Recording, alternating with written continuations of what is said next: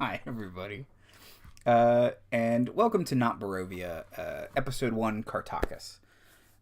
So, the basic premise and idea of the show is fairly simple. I really like Ravenloft. It's a bunch of fun. And I like Strahd and Barovia. They're great. But, in older editions of the game, they weren't the only thing that made Ravenloft. There were a bunch of domains of Dread that made up the Ravenloft setting. So, like a bunch. Like, this whole book is full of them. And this probably doesn't even have all of them in it. Like, this is from 2nd edition. I know 4th edition added a couple, although they were Shadowfelly more than traditional domains of Dread, and I'm sure 3rd edition expanded, and there's been a bunch of moving around, and I don't claim to be an expert, so I'm gonna kind of be researching and learning along. I know bits and pieces, but I'm going to be researching and learning along as I do these episodes. So that being said, we're going to talk about all of the various Dread realms and domains of Dread that aren't Ravenloft. Aren't Barovia, specifically. That doesn't mean that Barovia is not going to come up. That doesn't mean that Strahd's not going to come up. He's kind of a big deal. And in fact, today, he will be brought up as we start with one of Barovia's neighbors to the south, and my favorite Dread domain, Kartakass. So, Kartakass is a heavily forested, small domain in the foothills of the Bartanack Mountains. A lot of ways, it's analogous to the Black Forest in Germany, with some subtle Scandinavian influences. Fog is common. It's Ravenloft. And there is thick brush over rocky grounds. It's very European. You know, it's very, as I said, Scandinavian, Black Forest in Germany.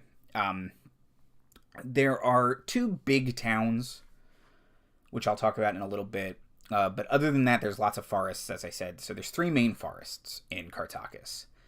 And pardon me as I butcher these words, but they're not real, so I can't offend anyone, I guess. So the first one is Wolveswere, the Wolfwood. It's in the north, it's the largest, and it's home to large and fearsome beasts. This one doesn't have many humans in it. It is mostly populated by animals. And, according to tradition and legend, there's a wide clearing at the base of a bedstafada tree, a grandfather tree, that hosts a gathering of wolves every night. Wolves are going to be a big deal in Kartakass. We'll talk about them. Some say if you climb the tree and hide and listen, you would learn all of the wolves' plans and secrets. Some say the tree will eat you and drink you dry of blood. It's Ravenloft. Let you decide which one's more likely. The next most important forest is the Rodskoven, or Redwood. The trees do indeed have a reddish tint to their bark. However, the roots of the trees are often stained with blood, which is actually where it gets its name from. A lot of the woods in in Kartakass have these kind of natural cul-de-sacs in them, where the wolves trap their prey, because they are cunning and they will lead you to them. They know these woods like the back of their hand. So if you are being hunted by a wolf in Kartakass, you will probably be led into a dead end and then eaten. there are some humans who live here in logger camps. And the least important and smallest of the woods is Fekleskolven, or Mistwood. It's small, often foggy, which, again, Ravenloft. It's all foggy. It's close to the Dead Hills, where Wolfsbane grows plentiful. So it is uninhabited by wolves, typically. And the ravines of the Dead Hills are where a figure named Radaga lives, and it's kind of dominated by undead. There's a couple rivers in Kartakass that kind of crisscross it, coming and going from different domains depending on what edition it is in. The domains all shift. It's typically the same kind of ones around Kartakass, I found, but couple rivers. The Crimson Road goes from Barovia through the Wolfwood to the largest town, Skald. And this road is typically free of bandits, because they'd be eaten by wolves. And then the other major road is the Road to Harmony, which connects Skald and Harmonia. It's not a very long distance. In fact, there's no inns or anything on that road, because if you're lucky, it'll take you less than a day to get between the two. The Merchant's Way connects Skald to Sithicus, which is Lord Soth's domain. And as I've kind of alluded to, the big thing about Kartakass is the wolves. There are a crap ton of wolves in Kartakass.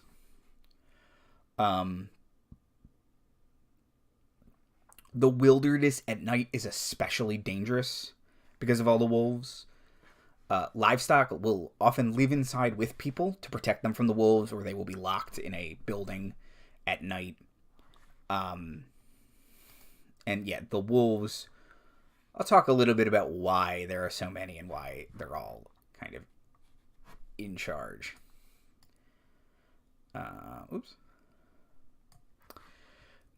So another feature of the landscape are these things called Muckelburn berries, which grow in the hills and are distilled into something called Mikkelbrew. It's thick and bitter and allegedly improves your singing, and most outsiders find it bitter and disgusting, and it tastes like cough syrup. Kartakans are renowned for their singing voices. They're all into song and bardly arts, so they love it. They drink it. It's a delicacy. Fine vintages can go for hundreds of gold, and would be sold to important members of society. And outsiders are just like, this is garbage. You're drinking cough syrup. And then, as I mentioned before, in the Dead Hills, there is a form of wolfsbane that grows. And those are kind of the two unique plants to Kartakass. Another unique part of the land are the grandfather animals. And they are both legendary figures which appear in myth and legends or mora, and the name attributed to especially large, dire versions of those animals. So there's grandfather wolf, owl, and boar. So, for instance, the grandfather boar, which is, again, just a very large boar, can grow to be wagon-sized. And then, kind of their roles in the mora, once again, I apologize for my pronunciation. The Bedstafada Ulv is grandfather wolf. He's a trickster anti-hero whose hunger will occasionally lead him astray, but whose charm and cruel cunning save him in the end. He can assume any form, so he's a talented shapeshifter, and his songs are legendary. He's fickle and prone to fits of anger, and there is very clear evidence that this is the Darklord we will talk about in one moment. Remember all those traits when I start to talk about him. Bedstafada Rod is the boar. He's the constant prey of the wolf. He is dim, stubborn, and lazy, but when enraged, incredibly dangerous. And the moral of the stories with him tend to warn people against, warn against poking against unwanted trouble. Let a sleeping boar lie. And the last one are Bedstafada Ugle, owls. They are careful and watchful, always planning ahead. They tend to take a side in the constant conflicts between boar and wolf, but it's always very thought out and complicated, and they think there's a reason why they're taking that side specifically. It's not necessarily to help the one who is in dire need, it's to help the owl. And they are sometimes thought to be a metaphor for the Vistani. As far as I can tell, there is not a large Vistani presence in Kartakass, but with Barovia to the north, they're around, presumably. And then, in addition to all kinds of wildlife, there are kobolds, goblins, which is goblin with a Y. I'll talk about them in a little bit. All kinds of evil trees and undead. And if you were to run adventures here and you needed random encounters, the forest encounter charts in Xanathar's Guide would be rather useful. Okay.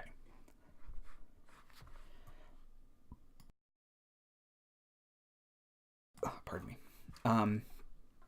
So another common kind of creature associated with Kartakass and kind of the thing that makes them iconic are the trickster wolves, or Narulv. And they are wolfweres. And yes, I said that correctly. Werewolves are humans that transform into a wolf or hybrid wolf form. Wolfweres are wolves that turn into people. So they didn't start as people. They're not cursed with lycanthropy. They are shapeshifters, powerful shapeshifters who are their true form is a wolf or a dire wolf. And then they can take the half-wolf form that is kind of iconic of werewolves. Stands on two bent legs, massive claws, big canine head, but then just giant humanoid furry body. But other than that, they can assume distinct humanoid forms, often tailored to expertly hunt, trick, and deceive prey. They can alter their race, gender. They are shapeshifters, like true shapeshifters. And they are unharmed by silver. Instead, they are hurt by cold iron, which is super old school. Okay. So that's kind of those are the creatures and natural aspects of Kartakass. So what about the people? The people of Kartakass. They're typically pale, fair-haired, and blue-eyed.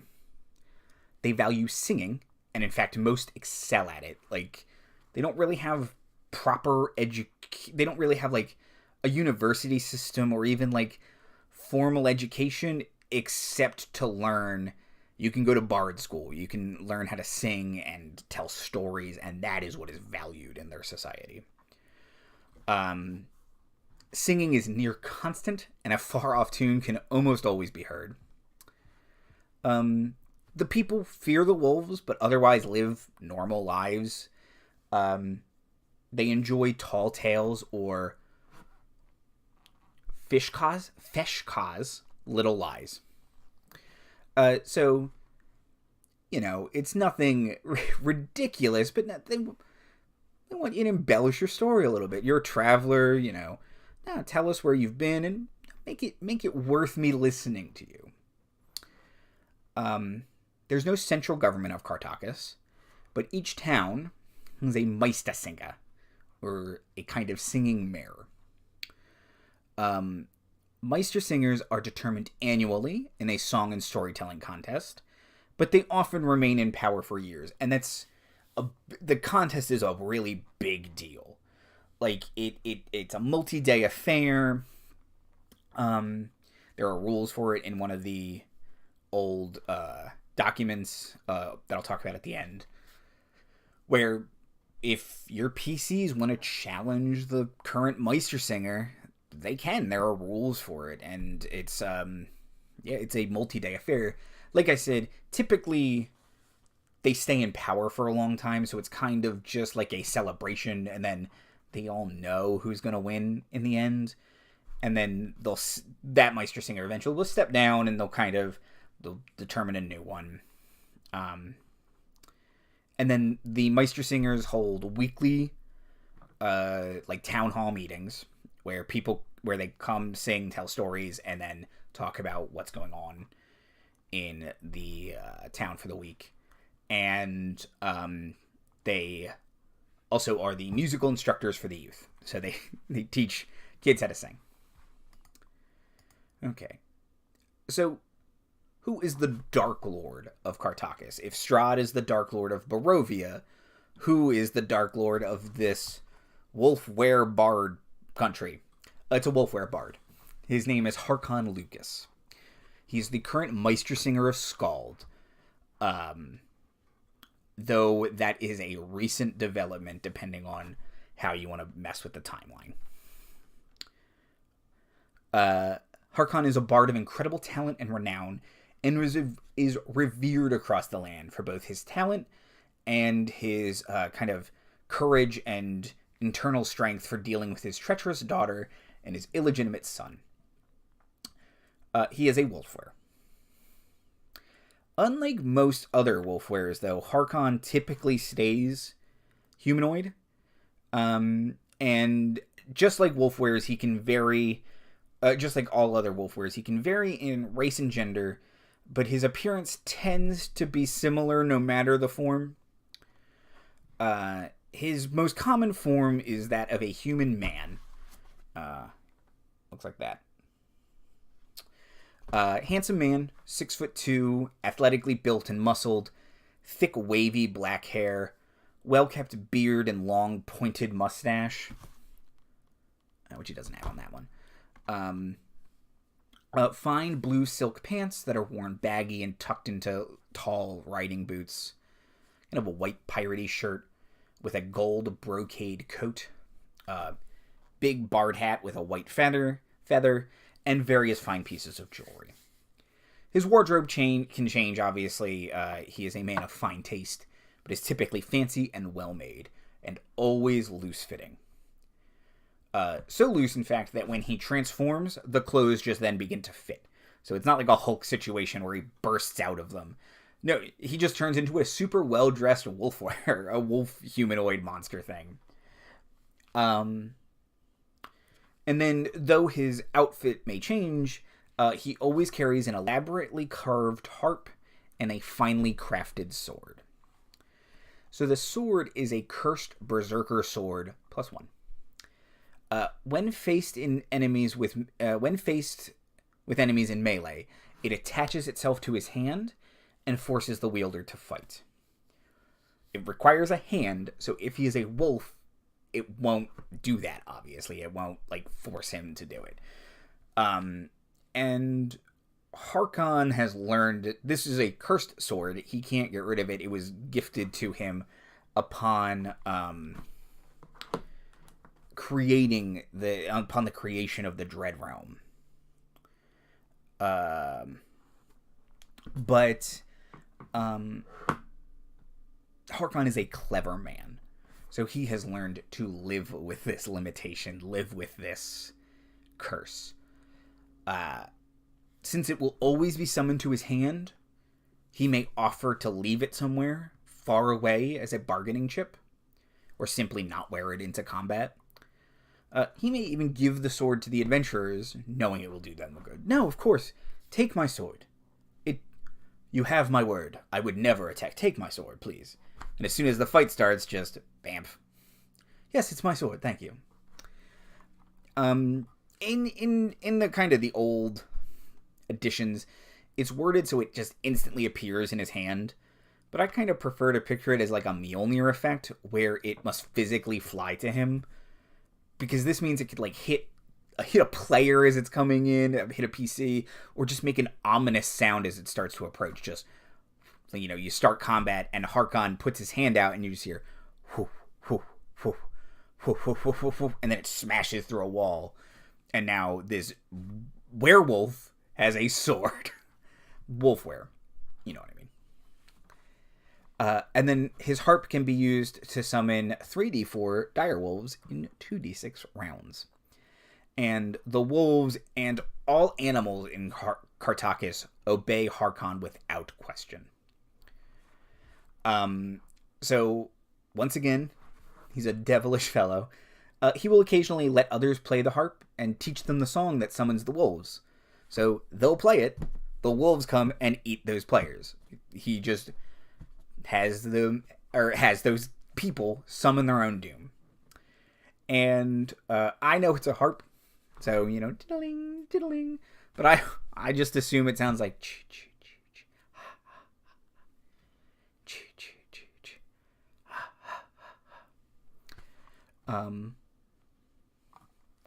So that's kind of the wolfwere aspect of him and the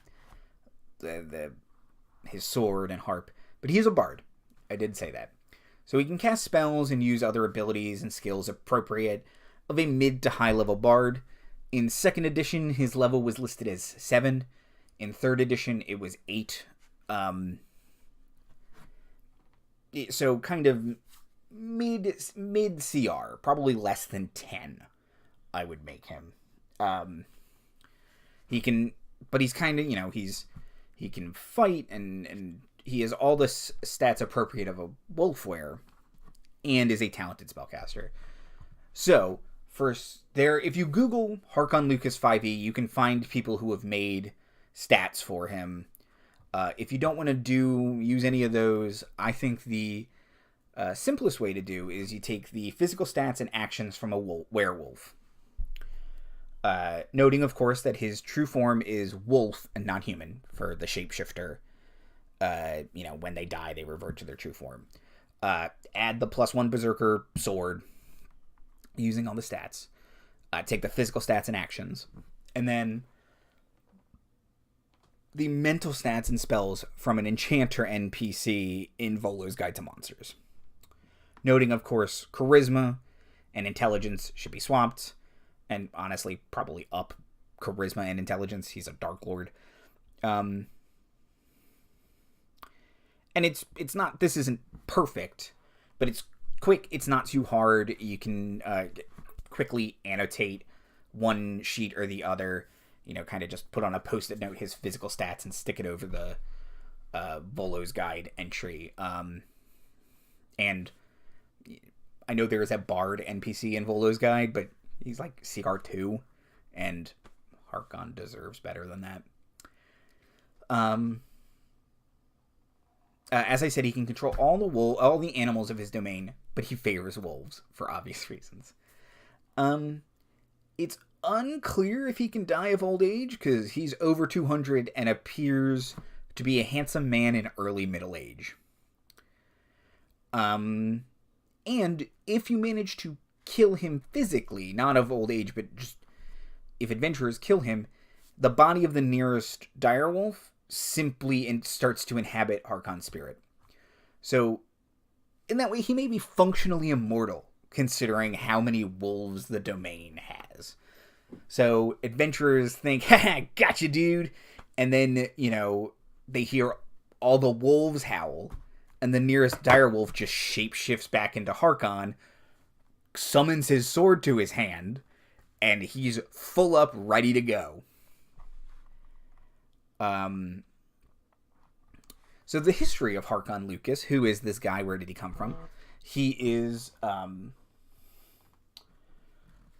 Toril, the Forgotten Realms. He is from Faerun. He hails from the country of Cormyr.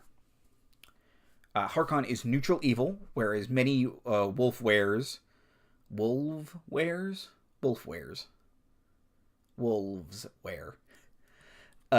embody chaos and are kind of the stereotype of the lone wolf, chaotic evil.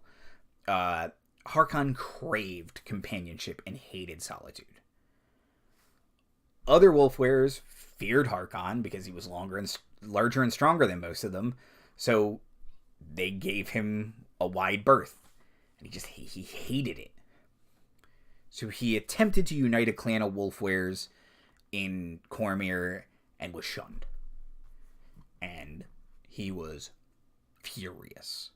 His blood boiled. So, what does your handsome bard who is actually a wolf do? Goes on a killing spree. Bam, bam, obs. He rages through the countryside, slaughtering innocents. Real chill. Eventually, he calmed down.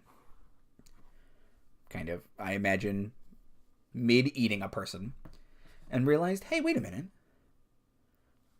Wolfweres are jerks. But these humans I've been wantonly murdering, they're kind of cool. You know, they're real expressive, they have, like, feelings, and they can hold a conversation. And I should go hang out with them. So he chilled out and started traveling as a wandering minstrel. And when he would inevitably develop a bloodlust, he would kill livestock and vagrants. And, I mean, it's not really great, but it's better than wantonly murdering everyone? He's a cool dude. So one foggy evening, Harkon was meandering the streets of a small village, lost in deep tyrannical thoughts, as one does. Thinking, well, if I can't rule wolfweres because they won't allow me to, I could, and, you know, the humans are nice and all, but I could rule humans. I could be Lord of Cormyr. Wandering the streets, just thinking about being a tyrant.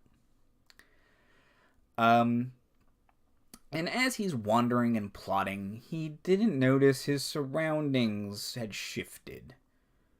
The mists had spirited him away, as they have done to many a player character, to Barovia.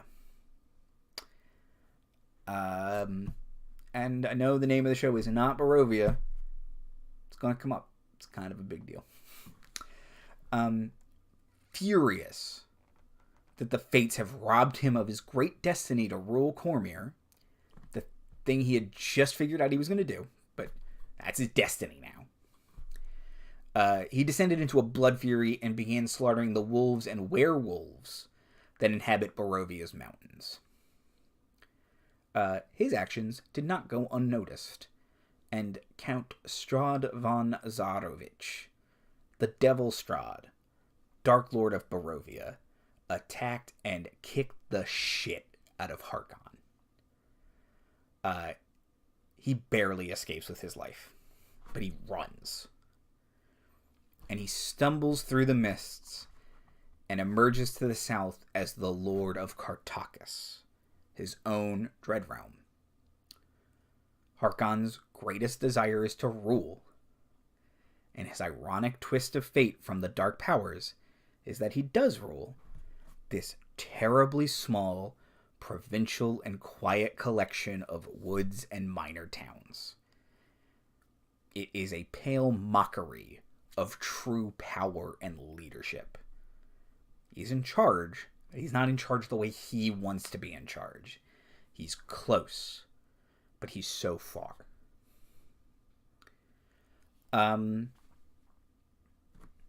Normally, Harkon is fairly jovial, with a mischievous and evil twinkle in his eye, a good sense of humor.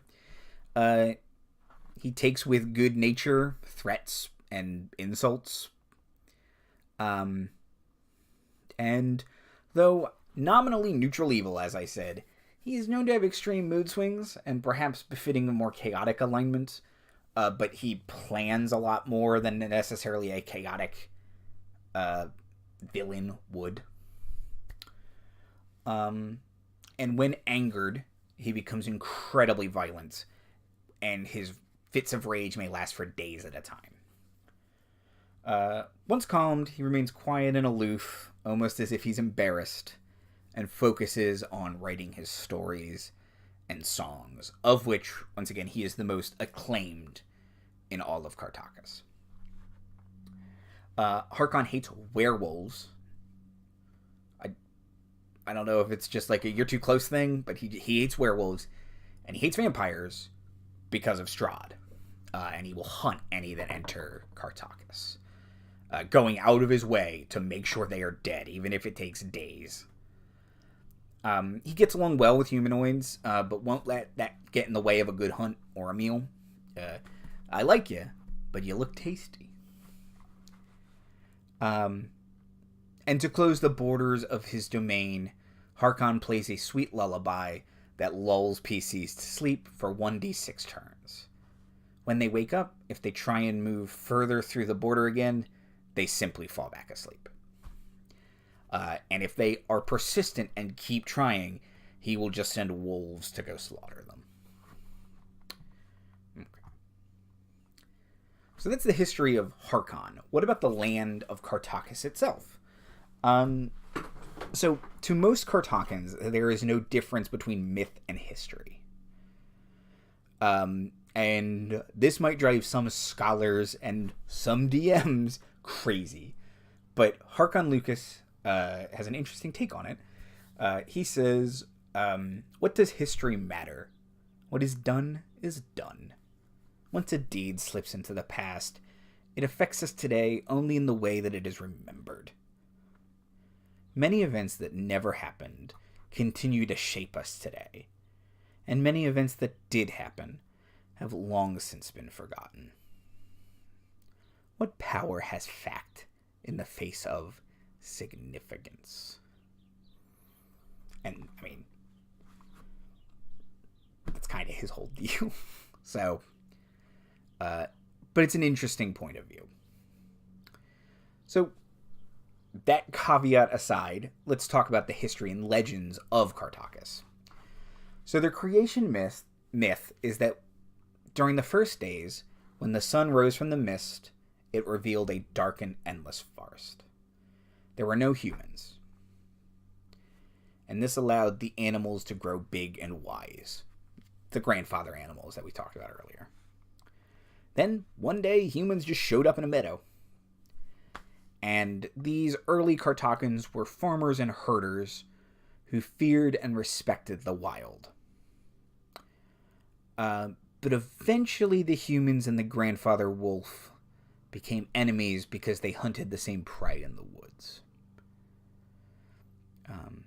This stalemate ended when Invidia invaded the realm.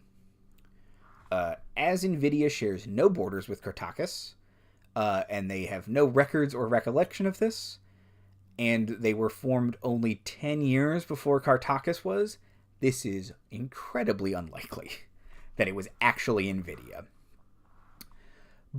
But there is evidence that there was an invasion. There are fortifications that still stand across Kartakass that Kartakans claim they didn't build. It's not consistent with their architecture style.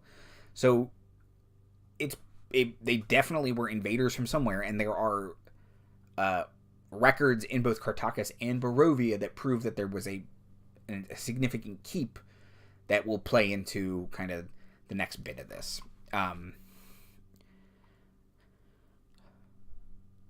But then, so that keep was Dragocht Keep. And this is the event that marks the emergence of Kartakass. So that was their creation myth, and then this is kind of when Kartakass appeared and Harkon appeared and became Darklord. So a bard was captured for sedition and sentenced to death. He was given a chance to speak his final words, and instead of pleading for his life and begging for mercy, the bard gave a speech so inspiring that the people rose up and overthrew their oppressors. This bard, of course, was Harkon Lucas. So he's a bad dude, but he is legitimately a hero to the people of Kartakass. He overthrew, their dread invaders. He is a well-respected hero of the people. So that's an interesting kind of... If Strahd is the classic Darklord, he is feared and resented by his people. Harkon is loved and respected by his people. Most people don't know he's Darklord, or that he's a wolfwere, but so there's an interesting dichotomy there. Sometime later after that, Vlad Drakov of Falkovia attempted to subtly invade using trading enclaves, where he would set up little enclaves that he would kind of rule with his iron fist. He's a tyrant, that's his deal. And they would act like little bastions of Falkovian rule. My neighbor is mowing his lawn. Thanks a lot. But as Kartakans kind of hate military oppression and invaders, this didn't go well. So it was rejected by all the people, and at some point a gate to a fort is mysteriously left open, and wolves slaughter a bunch of soldiers. So, yeah, Vlad's just like, okay, and pulls back his forces. There is an effort by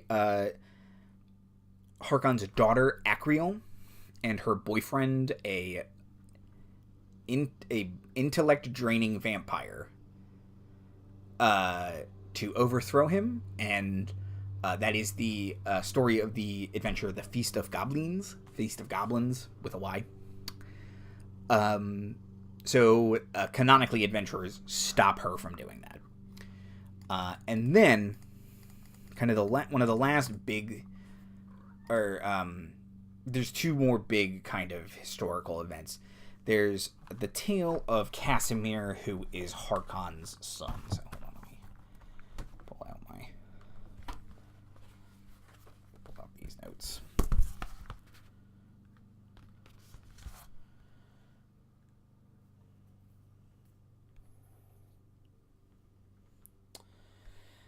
Okay. So, a man named Zon Cleus was Meistersinger of Harkon Lucas. Sorry, I've been saying his name a lot. Meistersinger of Harmonia for 20 years. And at the end of his reign, a new and mysterious contender for Meistersinger appeared. As I said, they are contests. So anyone can challenge the Meistersinger. So a masked individual with a beautiful singing voice, who called himself Sundered Heart, was kicking the shit out of the current Meistersinger. He was mopping the floor with him, until on the second day of the competition, he mysteriously lost his voice. And then that night, the orphanage where he grew up burned to the ground. He fled in shame. A week later, when Meistersinger Cleus took the stage in Harmonia's amphitheater for his weekly address, Sundered Heart returned and just listed all this guy's crimes. And he revealed himself to be a local orphan named Casimir. The Meistersinger had killed Casimir's mother and torched the orphanage to silence Casimir. Then, Casimir attacks the Meistersinger, who reveals himself to be a monstrous werewolf. He is almost certainly a wolfwere. Casimir pursued the monster and slaughtered him. As the first runner-up in the contest, he declared himself Meistersinger. Hey, I practically won. I just killed your monster mare. Casimir's in charge now. Everything's coming up Cass. So he ruled And then the other thing was, legendary hero Harkon Lucas showed up and was like, "Yep, this guy's in charge," and everyone was like, "Oh, okay, that's about as legit as you can get." That vote of confidence. So, I guess Casimir's in charge, and he reigns for about a year. And yeah, now he's not a great leader. He's very flighty, and he is openly contemptuous of the wealthy. Which, I mean, you can certainly have anyway, I'm not going to get political. But no, he is openly contentious of members of his population. So they don't like him. And he's getting just weirder and more deranged and kind of less sensical. And then Casimir was publicly exposed as a werebeast himself. The most common account is that Cleus, the last Meistersinger, afflicted Casimir with lycanthropy and during their battle, and that's what caused Casimir's increasingly erratic behavior. Casimir fled, and most accounts say he died sometime after. But some say he roams the wilds to this day. So, now, that's the people's version of the story. In actuality, Casimir is Harkon Lucas's illegitimate son, so almost certainly is just himself a wolfwere.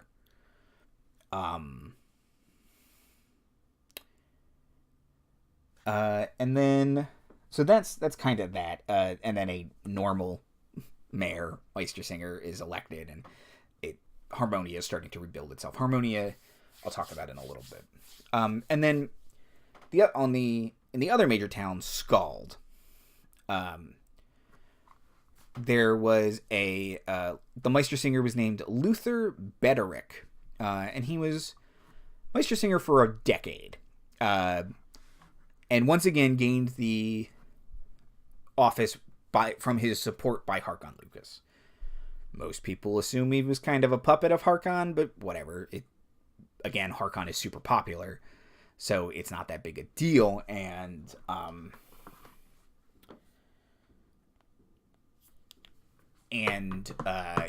so yeah, has his full public support.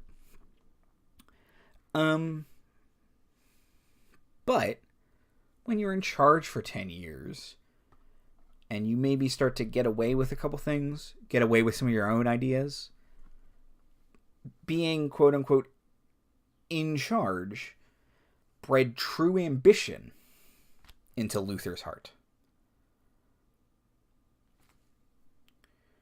So his public relationship started to visibly and publicly sour.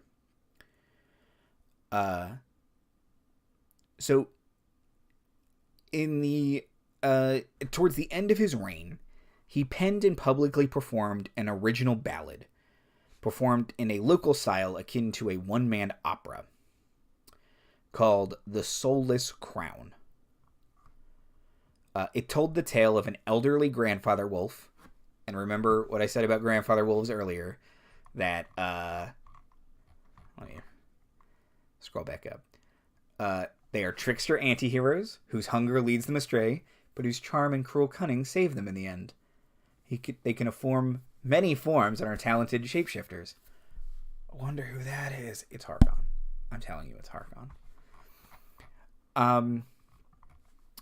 So an elderly grandfather wolf who lived as a wolfwere, and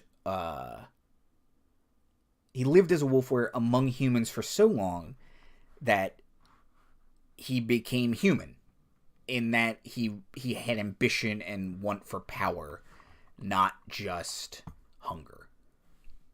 He had a human hunger, not a bestial hunger.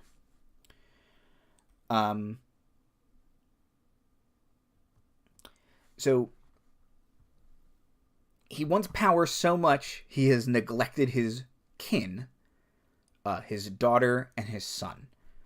So his daughter is Acreal, and we'll talk about her in a second, what she does. But he recounts the events of the Feast of Goblins adventure, essentially. And then, again, recounts the what happened to Casimir a couple years earlier. And, you know, implies that Harkon tried to instill his son in a position of power over the humans so that he could rule by proxy, continuing kind of his puppeting. And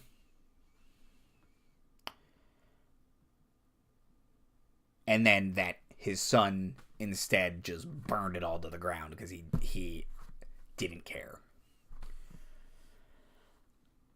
Yeah, so then Harkon shows up next Meistersinger contest, and he's like, okay, you want to do this? Let's do this.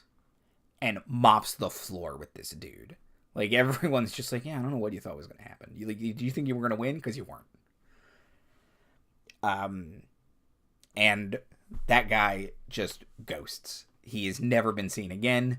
Whether or not he ran and hid, I highly doubt. Harkon beat him and then hunted him. Like, almost 100%.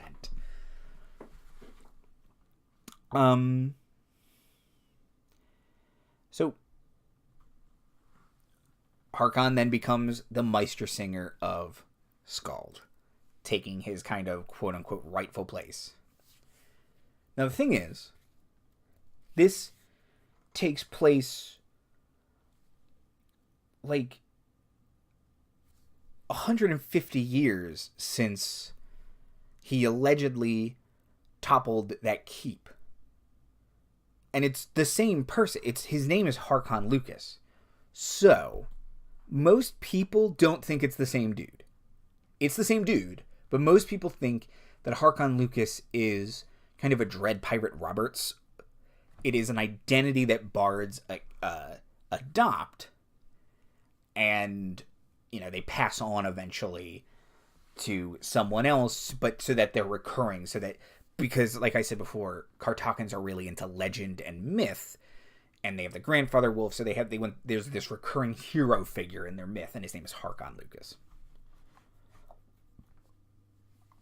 So, as I mentioned, there are two main towns in Kartakass. There's Skald and Harmonia. Skald is the larger town, politically more powerful because it's home to Harkon Lucas. He hangs out at the Old Kartakan Inn, which is on an island in a lake fed by two waterfalls. So there's this constant mist around it. It's a really cool visual described in some of the adventures, and there's some cool art of it online you can find. And other than that, it's, you know, kind of a typical trade town. And then there's a shanty town outside the town proper, which is deadly at night because it is hunted by wolfweres. Harmonia is the smaller of the two towns. It has about 1,500 people to Skald's 2,000.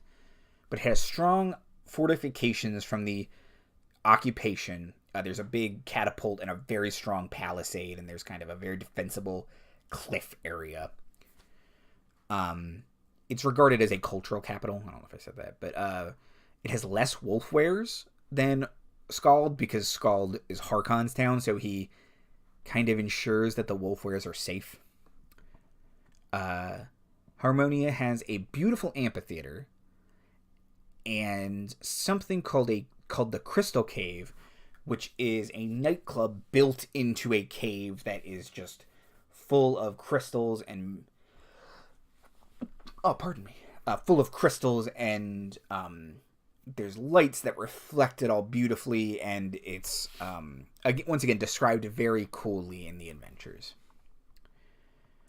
So, I've been talking about it. The adventure Feast of Goblins is the published adventure for Kartakass. Not all Ravenloft domains got an adventure. Kartakass did. It's available from the DMs Guild. Hold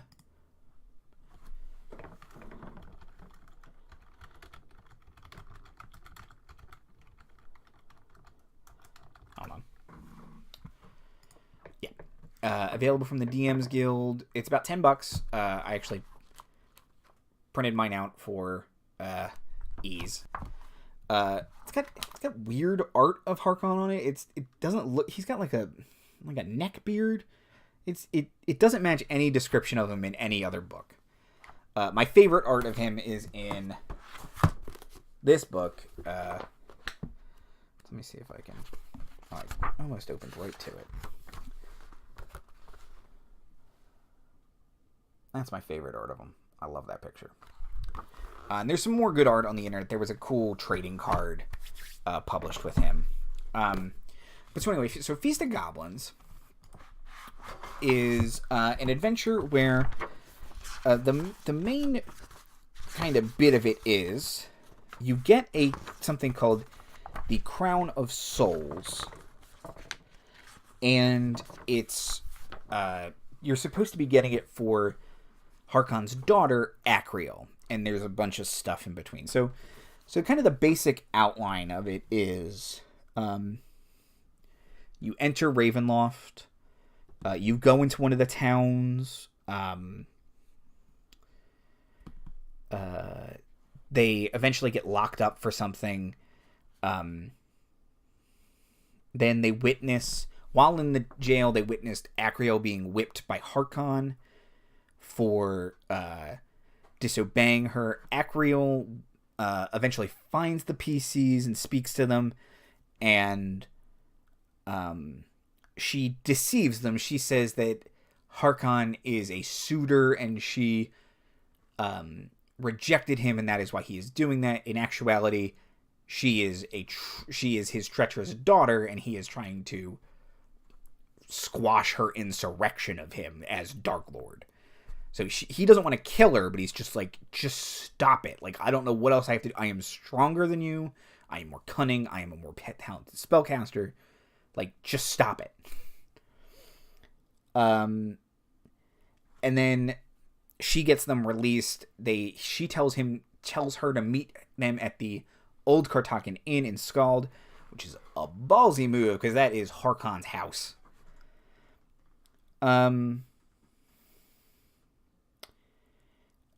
There is a sad lady who loses her family to wolfweres. That's real sad.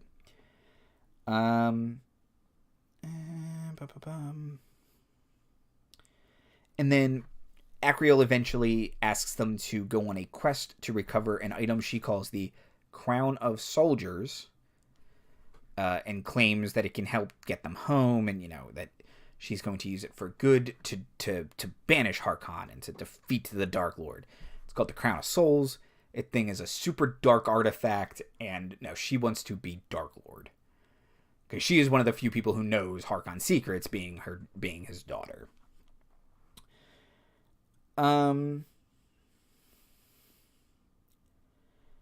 So, during all of this, Acriel will allude to her boyfriend, who is a vampire from it's from a neighboring Dread realm. I think it's called Gundarark.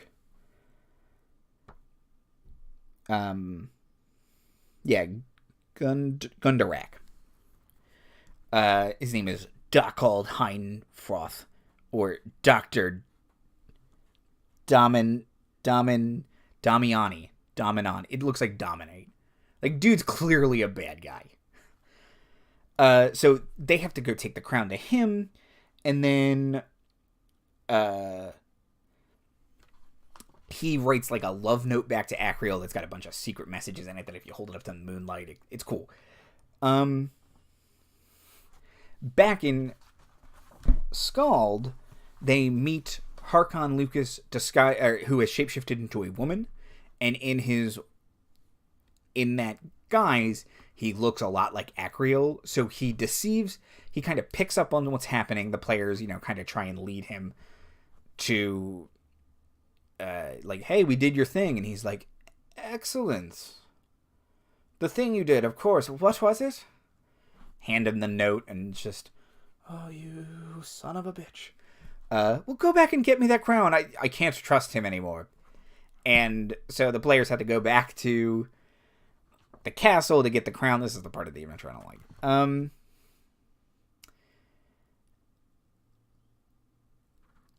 And so they return, and they kind of, at some point, they figure out that this crown isn't what they said it was. We have to destroy it. Like, it's bad news. And that's when they'll encounter a woman named Radaga, who is the ancestor of the person who created the crown. And if you destroy her, you can destroy the crown, kind of thing.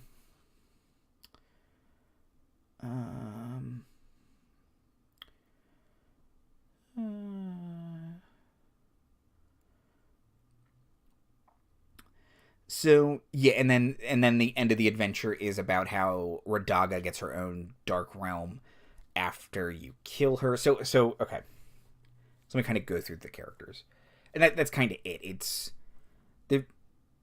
It's nominally in Kartakass, and you encounter Harkon once or twice, but it's not about like defeating Harkon in the way that the Ravenloft adventures are about defeating Strahd. It's all about escaping.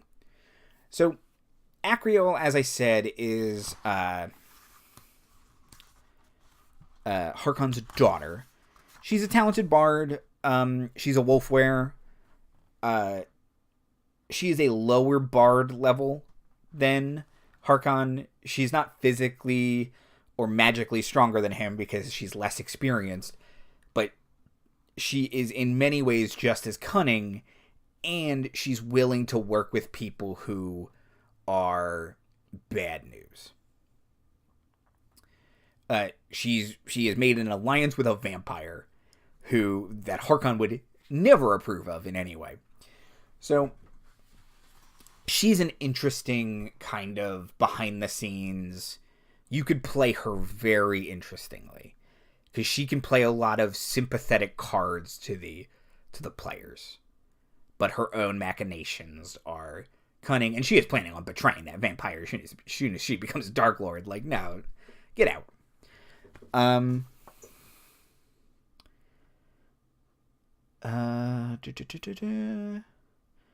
then the vampire, Dr. Dominani, also wants to be Lord of Kartakass. He knows he's not strong enough to take over the Dread Realm where he lives, but he sees Kartakass as provincial and weak, and that he can easily fool Acreol once he gets the crown, and just then Kartakass will be his. And he's not a traditional vampire. He's like a it's in. Maybe it's not. Oh, here it is. He has a particular taste for cerebral fluid. So he doesn't like blood. He likes to drink your brain juice. It's real gross.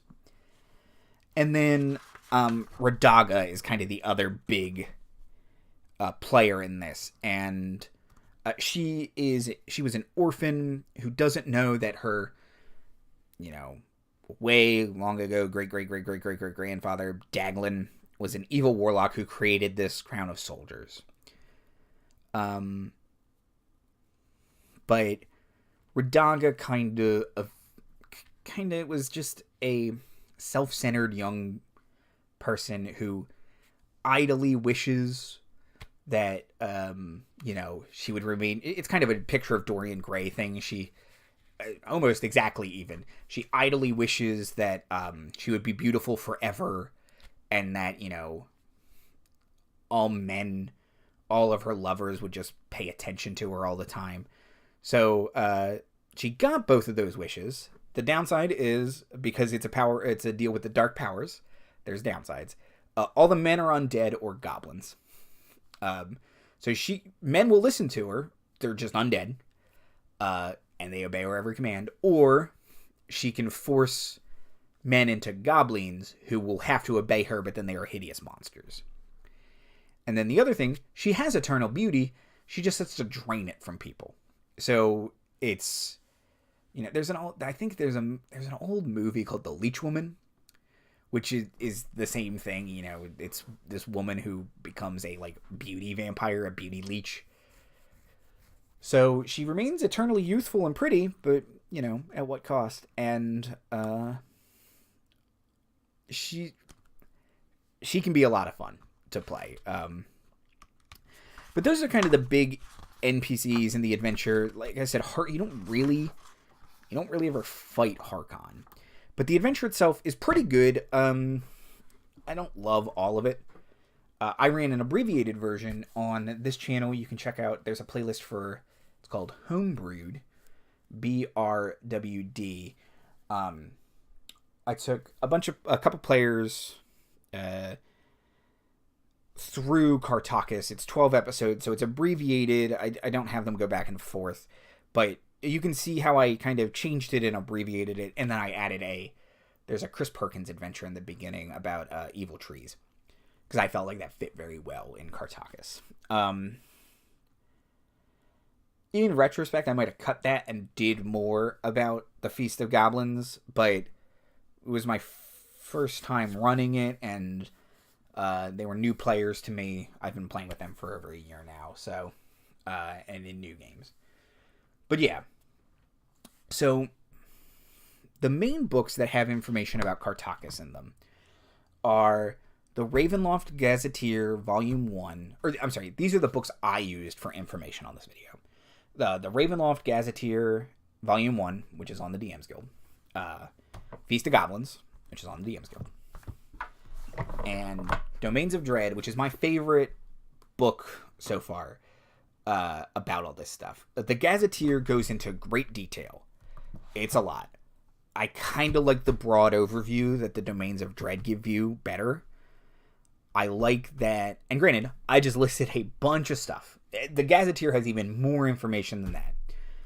I like the broad overview. It kind of gives you the highlights. It's like, hey, this is the kind of stuff that's present here. Fill it with your own dread ideas. There's a couple novels about Kartakass. The one I showed earlier, Death of a Darklord. I haven't read it because it is apparently notoriously terrible.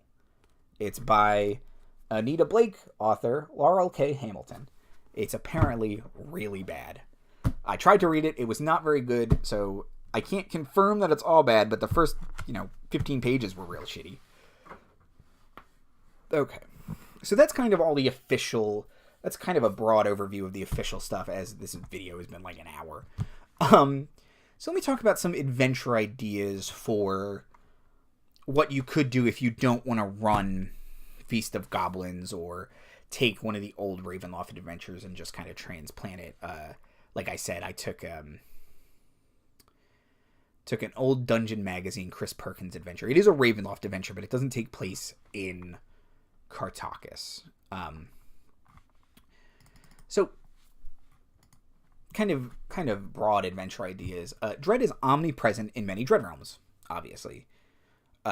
Barovia being foremost among them. That place oozes dread and horror, and it's just grim and shitty and terrible. One of the scariest things about Kartakass is it seems mostly normal on the surface, even pleasant. When my players first arrived in a town in Homebrewed, I described it like the song Little Town from Beauty and the Beast. Everyone's walking around, doing their own thing, going about their morning business, and singing about what they're doing. It's the good morning song. But under the surface, this place is rotten to the core. No one is safe from the wolves. No one is safe from Harkon. The wilderness between towns is incredibly dangerous, especially at night. And nothing anyone does can deal with the wolf population. The people just deal with it. They just have learned to live with it. Harkon is a complex and compelling villain. He's a hero to the people in a way someone like Strahd can never be. But his anger and lust for power drive him to do terrible, inhumane things. And he will stop at nothing to accomplish his goals. He will kill his own children. If you get in his way, he will murder you. He's nearly unkillable with his ability to inhabit dire wolves, should he die. So he can be a compelling recurring villain in a Ravenloft campaign. So you start in Kartakass, you defeat Harkon. We did it! Let's move over here. And then, 6 months later, this bard starts showing up in towns, and he's looking for you guys. Then Harkon shows up with an army of direwolves, and he's just like, yeah, I'm fucking back. Let's go. And, you know, like I said, I don't think you should make him too powerful, but when there's a guy who, let's say he brings, you know, you level up a couple since you last defeated him, so you're like, oh, well, we can beat this guy. But now he has an army of direwolves, and in addition, when he dies, he just inhabits another one. And then he's full up again, and he's got all his slots back and all his hit points. So you just keep having to fight this Darklord over and over again. Though Skald and Harmonia are small, because of how political everything is, you can run very political games here. You can, okay, well, we're gonna back Akriel or Casimir, and you don't have to use that Akriel's dead, that Casimir's dead. No, have them active, and they're both fighting against Harkon. Casimir is Lord of Harmonia. Maybe Harkon is Lord of Skald, and he thought that this was his, I've cemented power. I'm in charge here. My son's in charge there. I've dealt with Akriel. You're banishing her somewhere else. Except, she comes back with her vampire boyfriend. Like, you can do and then who do you side with? Do you have to fight all of them? Do you side, well, Casimir is for the people, the common folks, so that's not too bad. Akriel hates her dad. Obviously, he's kind of terrible. Like, so you can just very much play this political maneuvering game in this kind of backwoods provincial area.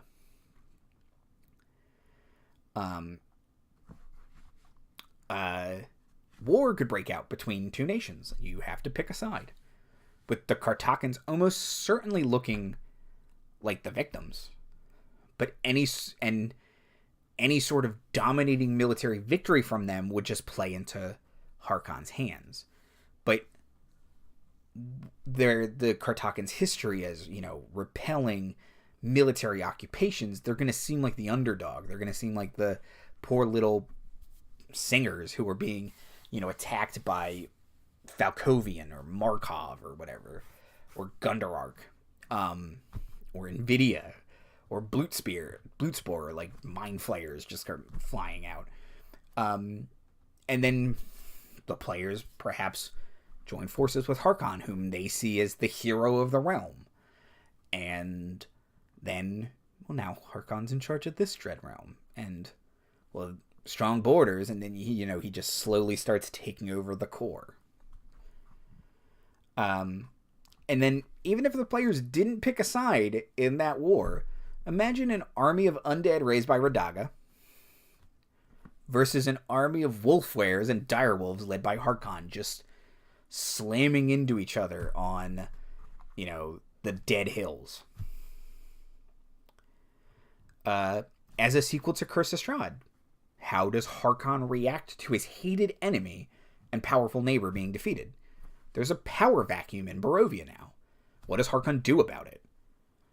Does he seem like a savior to the Barovians? Because, again, people in Kartakass love him. He's this hero. So does he come marching in and be, yes, these adventurers may have defeated the Devil's Strahd, but I am here to offer safe and transitional rule. And now he gets he gets something he wanted. He gets more power. He gets, this. Barovia isn't huge or cosmopolitan, but there's a castle town, and it's pretty decently sized, and now he's a real castle. He's a real king. Kartakass is a good low to mid-level Dread realm. Harkon isn't terribly powerful on his own. He's limited to bard spells. But his smart tactics, his great number of allies who will do whatever he says, and many of the other creatures you could find here lend themselves to lower CR encounters. That doesn't mean it's simple. It can be complicated and complex, but I think, 1 to 7 is probably where you want to aim for here. Probably 3 to 5 is kind of a good place to start. And That being said, an unprepared, ill-equipped, and misinformed party would almost certainly have issues. They start seeing what they think are werewolves, and they're like, okay, let's get some silver. We gotta find silver. And then silver does nothing to the wolfweres. And cold iron is not a very easy thing to find. You don't find many people who can forge cold iron. So yeah. That's episode 1 of Not Barovia, Kartakass. Kind of a broad overview of the history, the Darklord, the people, the land, and some adventure ideas. Thank you for joining me. If you like this video, please like and subscribe, ding that bell, and check out all of the other awesome D&D and tabletop RPG content on our channel, Laughing Dragon Inn, youtube.com/God of Roads. And if you want to see more about Kartakass, as I said, our homebrewed campaign was 12 episodes of Ravenloft fun, running an abbreviated and edited version of Feast of Goblins. So, thank you very much for joining me, and have a great night.